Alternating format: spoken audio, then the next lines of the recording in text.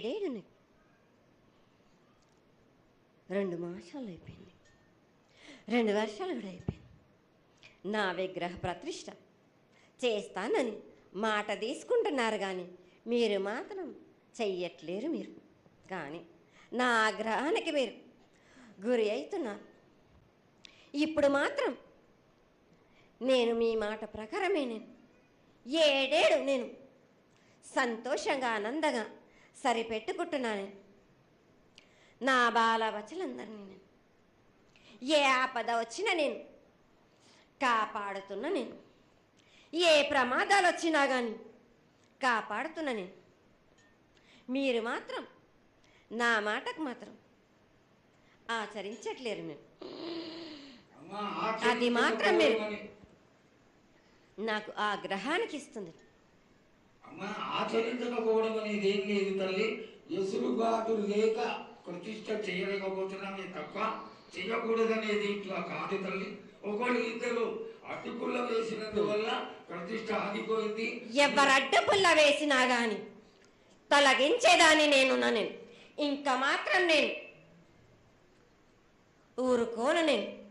ఎవరు అడ్డొచ్చినా వాళ్ళను మాత్రం తీసుకుపోయేదే కానీ వాళ్ళకు చుక్కలు చూపిస్తాను.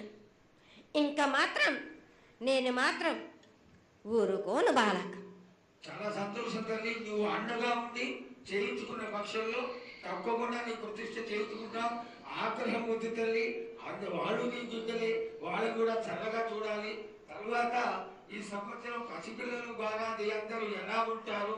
వర్షాలు లేవనుకున్నటువంటి వర్షాలు నువ్వు రాగానే 15 రోజుల్లో ఇంచుమించుగా సరిపడేటటువంటి వర్షాలు కురిసినాయి. కానీ చక్కటి వర్షాలను కురిపించి పాడి పంటలు ఇచ్చి మమ్మల్ని అందరినీ ఆశీర్వదించి నీ యొక్క అనుగ్రహాన్ని తెలియజేయ తల్లి. పాడి పంటలేగా దానికి సమానంగా ఉన్నది బాలకు. గత ఏడు చెప్పినట్టు ఈ ఏడు కూడా మీకు వర్షాలు మాత్రం కుంభ వర్షాలు ఉన్నాయి. జనాలు మట్టుకు జాగ్రత్తగా ఉండాలి. కొట్టుకుపోయే ప్రమాదం కూడా ఉన్నది. అగ్ని ప్రమాదాలు ఉన్నాయి. కుంభ వర్షాలు ఏడేడు కాదు, ఈ ఏడు భారీగా ఉన్నాయి.